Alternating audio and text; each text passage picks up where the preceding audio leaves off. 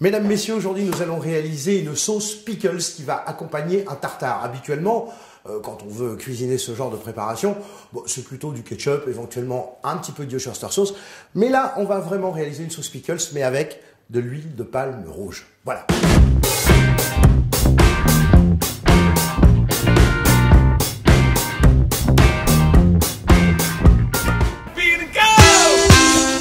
Chers amis, pour réaliser ce tartare de bœuf sauce pickles, il vous faudra pour 4 personnes 600 g de viande de bœuf fraîche bien sûr.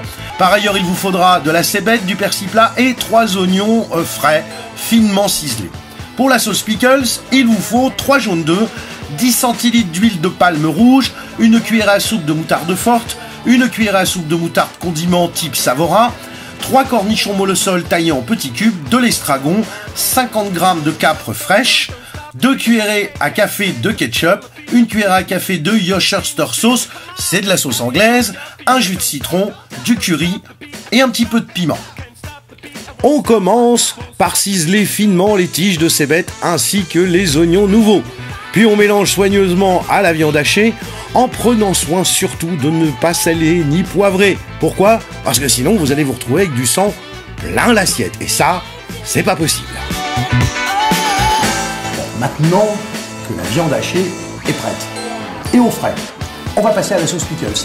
On commence par détailler les cornichons molles en petits cubes et puis rouage finement les capres.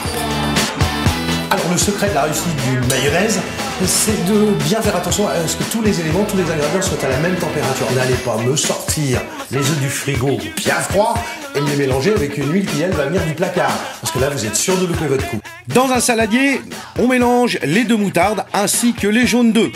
Puis on incorpore l'huile de palme qu'on aura pris soin de remettre à température pour la fluidifier. On y ajoute le ketchup, le piment d'Espelette et un petit peu de Worcestershire sauce. Oui, vous savez, la fameuse sauce anglaise. Et on monte. On finit avec une petite pointe de curry et le jus de citron. Et on finit la sauce pickles en ajoutant les cornichons, les capres et l'estragon.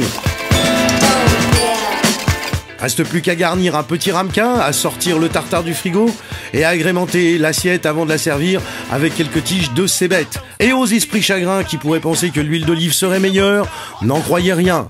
L'huile de palme est aussi bonne pour le cholestérol que l'huile d'olive. Avant de déguster, il ne reste plus qu'à incorporer un peu de sauce pickles au tartare avant de le déguster goulûment.